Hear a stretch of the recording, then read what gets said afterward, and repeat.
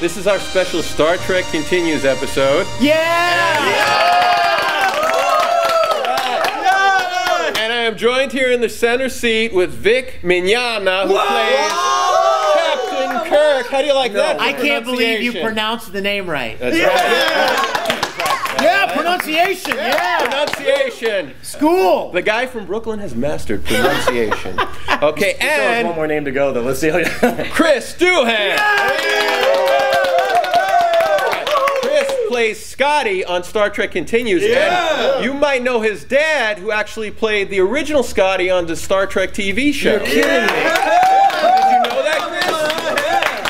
You see? Chris didn't know that either. When he left for work, he never knew. My dad did what? All right, now let's start with Vic over here. Now this is Vic's brainchild. You started this whole thing, right? Yeah, I did. Okay, for now, better or worse. All right, now for better. A lot of people don't know that Vic has also done voiceover and animation, and my favorite cartoon in anime, Full Metal Alchemist. Come on! We talked about this on the show. Edward Elric, man. Oh my God. That is my favorite anime. He's done Darker Than Black, another one of my favorites. Wow, Kenichi, love Kenichi. Wow. Great, right? Look, see everybody I love here? this guy. All these people know Dragon Ball. Right? And Broly! D. Gray, man. Yeah. Oh, goodness gracious, dude. Yeah, I'm aware of all that. He knows his titles. I know the title. And I thought he was just Captain Kirk. I had no idea. No, I am the captain of Junkies right here. Yes. And Chris was actually in Into Darkness. And the first Star Trek movie in 2009. Right, you were actually the very first Star Trek movie in 1979 as well. Oh, wow, Star Trek the Motion Picture. I'm aging myself. Wow. Yeah. All right, so I've been in 3 too. All right. Now, how did you get into Star Trek Continues? Because if you haven't seen Star Trek Continues, what is your problem? Yeah. All right? You need to go see it now. Go to StarTrekContinues.com. That's StarTrekContinues.com. Download all the episodes immediately. All right? Now, this is a great show, and what amazed me when I first started watching the show, okay, I watched it because I heard about it. We interviewed Lou Ferrigno. Oh, nice. And Lou told me he was on Star Trek. Today's Lou's birthday. Oh, happy birthday, Lou! I need to call him. Did you use a green screen with him by any chance? No, we just. I did notice you painted him green. Oh yes. Yes. In fact, I got to tell you, when I asked him if he would do this, and I said, Louis, the fans are going to love it. You're going to be green again, and he was like, "Don't make me look like the Hulk." I'm like, I promise you, bro, you're not gonna look like the Hulk. And he was like bald, and he had this Fu Manchu mustache. Yeah, he looked tough. Little beads. Oh yeah, it was awesome. But not intimidating at all. No. He's a real friendly guy. But you know, ever since I was a little boy, I just loved the original series. And you know, I actually feel like I got started acting and building props and making costumes and making little movies, rounding up the kids in the neighborhood and making Star Trek movies because I loved the original series. And so it's always been kind of a little childhood, lifelong dream of mine, you know, to get to play Captain Kirk. And more than that, to get to continue the quality of the original series. I felt like there was something very special about the original series. That each series, maybe they tried to capture it, but they kind of were different. There's something very magical about the original series, and so that's what I wanted to do. And about 2 years ago, I directed a web series for another fan production called Starship Farragut, and we hit it off, had a great time, and they had built this amazing bridge, and I said, you know what? I have this dream, and why don't we partner up? I'll throw lots of money into this. We'll get a bigger building. We'll move your bridge into the building, and we'll build all the rest of it. And they liked the idea, and so we spent several months building all of the original soundstage, rebuilding it all. Now, how did you get all the? Did you have the original blueprints? Because they're online. They're actually kind of overhead kind of schematics of the original soundstage, so you can see exactly how it was all laid out. It was all interconnected, and our DP Matt Busey is also a very, very brilliant architect. Yeah, he's a freaking genius. And so he took the plans and he kind of extrapolated.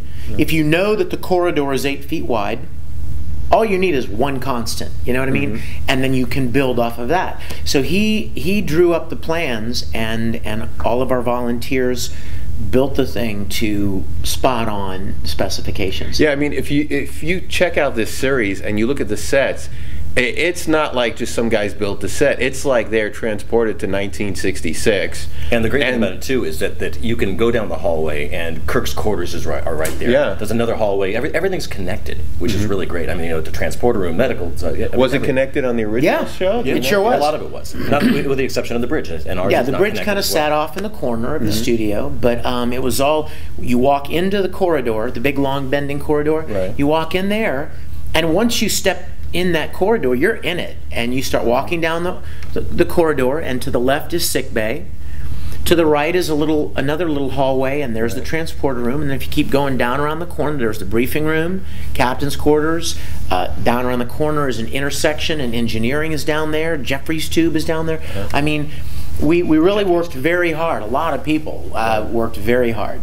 Farragut, a lot of the Farragut guys that live in the area donated time volunteering and building, and the plan was that we would build this facility, and then Farragut would shoot their episodes there, and we would shoot our episodes there. So the goal was to try to pool our resources, you know, and be more together than we could ever be just by ourselves. Now, was this a Kickstarter? At first, you took your own money and invested into it first, and then you started a Kickstarter? Yes, that's exactly what happened. A lot of people said, you know, Vic, why spend your own money? Why not ask the fans to donate? And I said, well, because nobody knows if we're capable of this yet. You know what I mean? That's what's different with us. That exactly. We had, once we did the Kickstarter, we already proved that we could do it. Exactly. So I felt like, you know, what could be better than putting your money where your mouth is, right? I'll put my own money into this, like tens of thousands of dollars, to get the sets built, to fly people down, to put them in hotels, to buy food for the duration of the shoot, to everything necessary. And then chicken nuggets mostly. We didn't have quite a budget for that. But very good chicken nuggets. And then once we finished the first episode, and it got such a good response, we thought, well, okay, now we have a proof of concept. So let's start a Kickstarter. Let's launch a Kickstarter, a Kirkstarter. That's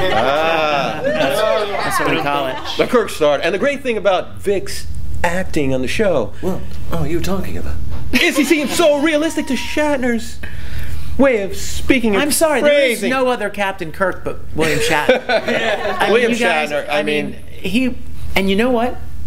We had to tone him down. By the way, he told us to tone him down. He goes, right? Do things like that. Stop me. I told my first AD, Chris White. I said, Chris, I took him aside. I'm like, Chris, if you see me do my Shatner, I want you to stop me. And if I'm doing it too much. And there were a couple of times when he would pull me aside. He goes, it was a little too much. But I want to honor Bill Shatner. I love his work. He inspired me. He was like a father figure to me when I was a little boy. Captain Kirk was such a role model. And so all of this is meant to be homage to an honor, and we want to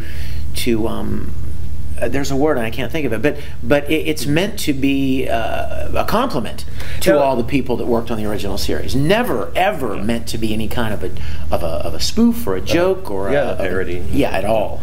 And the thing about a lot of the studios, I know with like superheroes, and probably the same thing with Star Trek, they don't want any other entity other than what they're working on out there.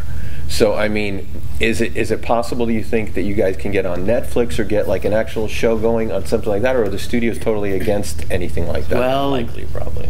One can dream. Yeah. Right? See, this is what we want to see. There are so many bad sci-fi shows out there that no one really cares about. Yeah. But people want to see this. I mean, who doesn't want to see the actual Enterprise, the 1966 Enterprise, with new stories, because they left off on 3 years on the 5-year mission. Right. I mean, that's what people want to see. Yeah. Well, there certainly is a market for it. There's certainly an audience. There is a market for it. We launched our first. We have millions of views already too, and it shows that there's an audience. Yeah, we launched our first episode a year and a half ago, and in a year and a half, we have over 2 million views. All kinds of really great things are happening, and nobody that's doing it, including Chris or me, are doing it to make any money. It's really more just a passion project.